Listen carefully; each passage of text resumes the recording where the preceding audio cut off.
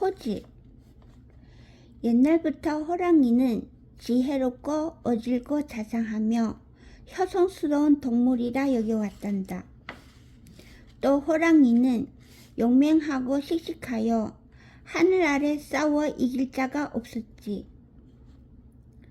하지만 상상 속에서 존재하는 동물들, 비위, 주구, 박, 오색사자, 자백, 표견비, 황여, 활, 추위 등은 호랑이를 잡아먹는다고 해. 그 중에 오색사자는 큰 나무가 있는 산에서 호랑이를 잡아먹고, 표견비는 하늘을 날아다니며 호랑이를 잡아먹고, 황여는 호랑이의 심장을 꺼내어 먹는다고 하지. 뼈가 없는 활이란 동물은 호랑이에게 일부러 잡아먹힌 뒤에 뱃속에서 간을 파먹고, 추위는 호랑이를 만나면 찢어서 씹어먹어. 아무리 동물의 왕 호랑이라도 사나운 용을 만나면 무서워서 눈을 감고 쳐다보지도 못해. 그런데 사람들은 사나운 용을 무서워하지 않으면서 호랑이는 무서워하니 호랑이의 위험이 엄청나다고 할 수 있지. 호랑이가 개를 먹으면 술 마신 사람처럼 취하고, 사람을 먹으면 신처럼 된다고 해. 호랑이가 첫 번째로 사람을 먹으면 그 귀신을 굴각이라고 부르는데, 호랑이의 겨드랑이에 붙어 살면서 호랑이를 남의 집 부엌으로 이끌고 간단다. 호랑이는 굴각이 시키는 대로 솥에 남은 밥을 다 먹어 치우는 거야. 집주인은 배가 고파서 부인에게 밥을 좀 지어주시오 라고 말하지. 부인이 밥을 지으러 나오면 호랑이가 어흥 하고 잡아먹는 거란다. 호랑이가 두 번째로 사람을 먹으면 그 귀신을 이올이라고 불러. 이올은 호랑이의 광대뼈에 붙어 살면서 높은 곳에 올라 아래를 내려다 보다가 골짜기에 함정이나 사냥꾼의 활이 눈에 띄면 먼저 가서 치워버리지. 호랑이가 세 번째 사람을 먹으면 그 귀신은 유콘이 되어 호랑이 턱에 붙어 살며 자기가 알던 친구들의 이름을 불러대.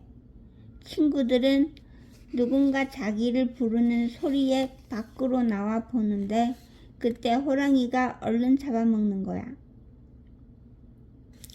어느 날 저녁이 다 된 무렵 호랑이는 배가 출출해졌지 뭐야. 그래서 새 귀신을 모두 불러 모았어. 배가 고프구나. 어디 가면 먹을 것을 구할 수 있겠느냐? 굴각이 대뜸 대답했어. 얼마 전에 점을 쳐보니 뿔도 없고 깃털도 없는 동물의 발자국이 눈 속에 나 있었는데 꼬리가 뒤통수에 달려있어 어디가 꼬리인지 알 수 없고 느릿느릿 걷다가 쉬는 발걸음이 딱 잡아먹기 좋습니다. 이월도 지지 않고 말했어.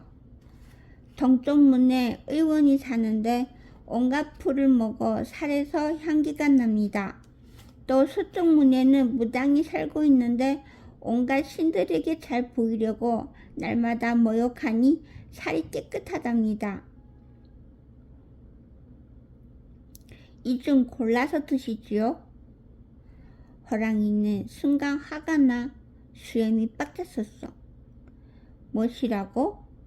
의원은 잘 모르는 풀을 남에게 먹여 해마다 수만 명이 죽는다. 또 무당은 신을 속이고 백성들을 유혹해 죽게 만드는데 그 수가 수만 명이 이른다고 들었다. 그때 죽은 귀신들의 원한이 무당이 뼈에 스며들어 독이 되었을 테니 도저히 먹을 수가 없다. 그러자 유콘이 자신있게 말했지. 숲속에 어진 강과 의리 있는 쓸개를 가진 먹이가 있습니다. 그것은 나라에 충성하고 예절을 잘 알며 음악을 잘 한답니다. 항상 책을 가까이 하여 세상의 도리를 잘 알고 있습지요. 게다가 덕까지 있다 하니 오늘 저녁거리가 어떠신지요? 솔깃해진 호랑이가 눈초리를 치켜세우고 숨을 질질 흘리며 물었어. 자세히 좀 들어보자. 선비는 음과 양의 기운을 잘 알아 도를 깨닫고 세상 돌아가는 일을 다 꿰뚫으니 먹기에 딱 좋을 것입니다. 이 말을 들은 호랑이 얼굴에 갑자기 웃음기가 가셨단다. 음양이라는 것은 아무도 알지 못하는 것인데 그것을 안다고 하니 거짓되다. 그러니 그 고기는 깨끗하지 못할 것이다. 또 세상은 저절로 돌아가며 알 수 없는 것인데 그것을 꿰뚫었다고 잘난 체 하는 것이 분명 먹어도 소화되지 않을 만큼 딱딱하고 맛도 없겠구나. 그 말에 세귀신들은 모두 꿀먹은 벙어리가 되었지. 한편 정이라는 마을에 북곽 선생이 살고 있었어. 그는 40이 될 때까지 만권의 책을 썼고 옛날 책을 뺏겨 쓴 것이 5,000권이나 되어서 임금과 양반들 모두 그를 존경했어. 또 북곽 선생이 사는 마을 동쪽에는 덕리자라는 아주 예쁜 과부 홀어머니가 살았어. 과부 홀어미가 살았어. 임금님은 남편을 잃고 홀로 자식들을 키우는 것이 기특하다며 덕리자가 사는 마을에 덕리과부의 마을이라는 이름을 내려주었지. 이 덕리자에게는 5명의 아들이 있었는데 어찌된 일인지 각각 성이 달랐단다. 호랑이는 아무거나 먹지 않는구나. 잘난 체 하는 선비를 싫어하나 봐. 어느 깊은 밤 덕리자의 5 아들은 어머니 방에서 새어나오는 남자 목소리를 들었어. 그래서 어머니 방을 몰래 엿보았지. 그때 덕리자가 북곽 선생에게 물었어. 오랫동안 선생님의 높은 덕을 우러러 보았습니다. 그러니 선생님의 글 읽는 소리를 좀 들려주십시오. 북곽 선생은 단정히 무릎을 꿇고 앉아 시전의 한 구절을 외웠어. 원앙새는 병풍, 방 안에 무엇을 가리거나 바람을 막는 물건, 병풍에 있고 반딧불은 밝기도 하여라. 가마솥과 쇠발솥 다리 3개 달린 솥은 무엇을 번떠서 만든 것인가? 가마솥과 쇠발솥은 같은 솥이지만 생김새가 달라. 그러니까 북곽 선생은 책의 내용을 빌려 덕리자의 아들들이 왜 성이 다른지 물은 거야. 그때 둘째가 말했어. 형님, 북곽 선생이에요. 언젠간 북곽 선생에게 청하여 글 읽는 소리를 들었는데 그 목소리와 똑같아요. 하지만 왜 북곽 선생이 늦은 시간에 어머니 방에 있단 말이냐? 맏형은 고개를 갸우뚱하며 말했어. 북곽 선생이라면 도리에 어긋나는 일을 할 리 없습니다. 혹시 저 사람은 북곽 선생으로 둔갑, 마술로 변화함, 둔갑한 여우가 아닐까요? 넷째의 말에 막내가 한마디 했지. 맞습니다. 형님, 여우가 틀림없어요. 그래, 존경받는 북곽 선생이 늦은 밤에 홀로 된 과부의 방 안에 숨어들 이유가 없겠지. 그 그렇다면 정말 여우인가 보구나.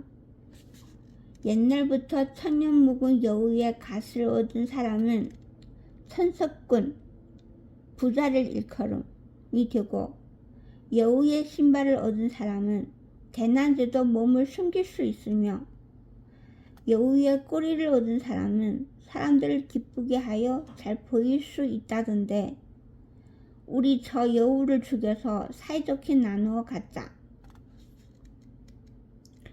글 읽는 소리를 들려주십시오.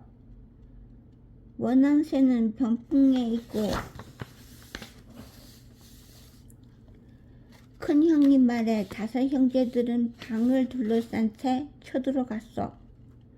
북강 선생은 깜짝 놀라 도망쳤지. 간신히 집 밖으로 뛰쳐나온 북강 선생은 남이 자기를 알아볼까 두려워 팔을 목에 감고 귀신처럼 시시덕거리며 걸어갔지 뭐야. 그러다 똥물 웅덩이에 풍덩 빠지고 말았어. 아이고 냄새야. 온몸에 똥이 묻은 북가 선생은 겨우 정신을 차리고 고개를 들었어. 그런데 눈앞에 커다란 호랑이가 떡하니 버티고 서 있는 거야. 북가 선생은 깜짝 놀라 뒤로 철퍼덕 자빠졌어. 킁킁 뭔가 했더니 사람 몸이로구나. 갓을 쓴 모양새가 선비인가? 그런데 이건 무슨 냄새란 말이냐?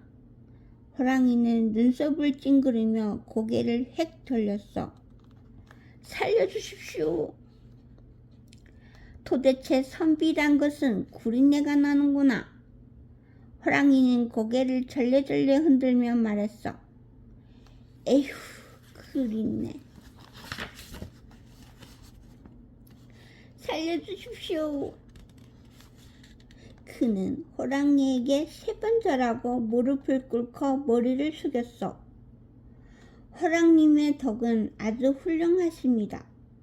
그래서 모든 사람들이 호랑님의 걸음걸이며 효성 지극한 성품, 사람의 성질이나 된됨이며 위엄을 본받으려고 하지요.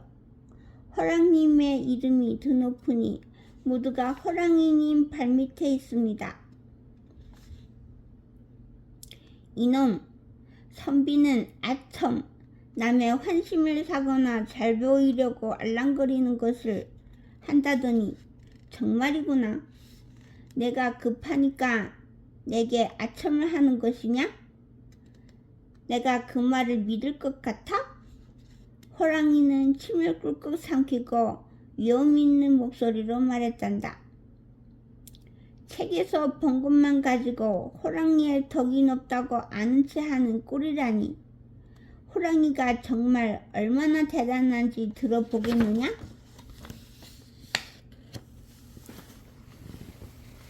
예, 제가 많이 부족하니 가르쳐 주십시오. 호랑이는 풀과 나무를 먹지 않는다. 벌레와 물고기도 먹지 않지. 또 사람들을 정신 못 차리게 하는 누룩, 술을 빚는 데 쓰는 발효제이나 술도 안 마셔. 산에서 사냥을 하거나 들에서 말과 소를 잡아먹지만 음식 때문에 걱정하거나 다투지도 않아. 예. 호랑이의 기세에 북거 선생은 머리를 땅에 박고 쫄쫄맸어. 말과 소는 몸이 부서져라 사람을 도와주지만 너희들은 수고를 칭찬해 주거나 정성껏 돌봐주지 않고 다 부려먹은 뒤에 잡아먹지. 말과 소는 몸이 부서져라 사람을 도와주지만 너희들은 수고를 칭찬해 주거나 정성껏 돌봐주지 않고 다 부려먹은 뒤에 잡아먹지. 그것도 모자라 말갈기, 말의 목덜미에서 등까지 나는 긴 털은 갓을 삼고 횃불까지 다 쓰지 않느냐? 더구나 말과 소도 모자라 내가 먹는 사슴까지 잡아먹으니 이는 도둑질과 다를 바가 있겠느냐? 호랑이가 한심스럽다는 듯 혀를 차고는 물었어. 내 놈이 글을 많이 읽었다는 선비란 말이냐? 예, 많이는 아니고 조금 압니다. 내 놈이 글을 읽었다는 선비란 말이냐? 쯧쯧. 글을 안다고 잘난 체 하는 꼴이라니. 예법을 지키는 것이 선비의 도리라고 생각한다면서 너는 내 모습을 제대로 본 적이 있느냐? 내 언젠가 선비의 글을 읽는 소리가 들리기에 문틈으로 엿보았더니 선비라는 놈이 글을 쓴답시고 어깨를 걷어붙이고 눈을 부릅뜬 꼴이며 느긋하지 못하고 바쁘게 움직여 쓰는 모양새가 아주 볼만하더라. 이런 모양새는 네가 말하는 예절에 어긋나는 것이 아니더냐? 덕이 부족하여 그러니 너그럽게 봐주십시오. 시끄럽다. 사람들이란 그저 자기밖에 모르는 것들이라. 돈을 좋아하는 놈은 돈에게 형이라고 부르지 않나. 벼슬 하나 하자고 멀쩡한 부인을 죽이기도 하더구나. 어디 이뿐이냐? 비단 옷 입겠다고 누에에게서 실을 빼앗고 조금만 벌을 죽여 애써 모은 꿀까지 빼앗아 가니 이렇게 잔인한 것이 세상에 인간밖에 더 있겠느냐? 잘못했습니다, 호랑이님. 북과 선생은 다 자기 잘못인 양 싹싹 빌었어. 하늘은 처음부터 인간이나 동물이나 똑같이 세상에 내려주었다. 그러니 호랑이나 인간이나 다 똑같다는 말이다. 호랑이는 사슴을 잡아먹되 같은 종류의 표범은 먹지 않는다. 하지만 사람들은 서로를 죽이는 일이 얼마나 많으냐? 또 호랑이의 집은 홍수나 가뭄하고 상관이 없어 하늘을 원망하지도 않고 원수나 은혜를 모르니 서로 미워하지도 않는다. 모든 일을 운명에 순순히 맡기고 아무것도 탓하지 않으니 정말 지혜롭고 성스럽지 않은가? 호랑이의 덕 중 하나만이라도 인간과 견줘본다면 글 공부를 많이 한 선비보다 더 빛날 것이오. 창이나 칼 없이 발톱과 어금니만으로도 싸움에서 지는 법이 없으니 어떤 장수에 비교하겠느냐? 북과 선생은 고개를 들고 입을 벌린 채 호랑이의 말에 푹 빠졌어. 예로부터 술잔에 호랑이를 그려놓은 것은 호랑이의 효성이 깊기 때문이다. 그리고 하루에 한 번 먹이를 잡아 까마귀, 독수리, 개미까지 먹이니 얼마나 어진 일이냐? 또 호랑이는 의리가 있어 아첨하는 놈, 병이 있거나 상보이 입은 사람도 먹지 않는다. 너희는 먹을 것을 구하려고 함정을 파는 것은 물론이고 그물을 치고 창을 쓰는 등 온갖 도구를 쓰지 않느냐? 어르신 말씀이십니다. 네 이놈, 어디서 구린 얼굴을 들이대는 것이냐? 고개 들고 맞장구 치던 북과 선생은 다시 땅에 납작 엎드렸단다. 호랑이는 생긴 것만큼이나 대단한 성품을 가졌구나. 북과 선생을 가르칠 정도이니 대단하지.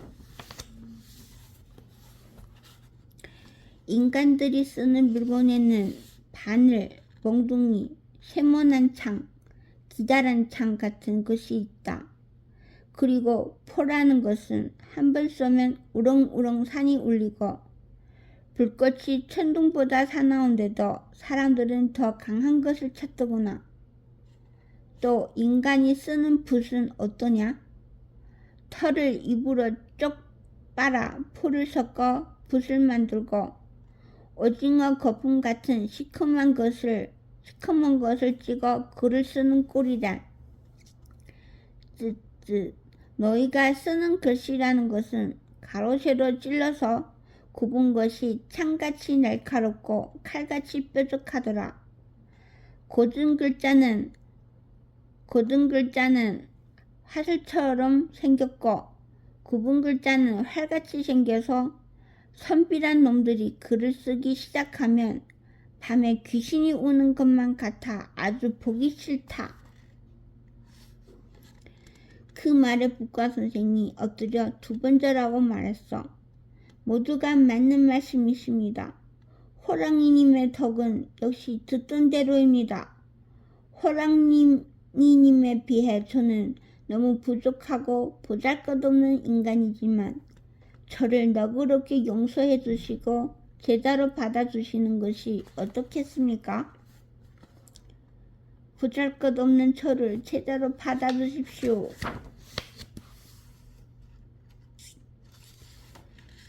하늘과 땅이 존경스러워서 어째서 이렇게 이른 아침에 엎드려 계십니까? 아무 대답이 없자 북과 선생은 슬그머니 고개를 들었어. 그런데 호랑이는 간데없고 휘뿌옇게 해가 떠오르는 거야. 때마침 지나가던 농부가 북각 선생을 보았어. 선생님, 어째서 이렇게 일찍 들에 나오셔서 절을 하십니까?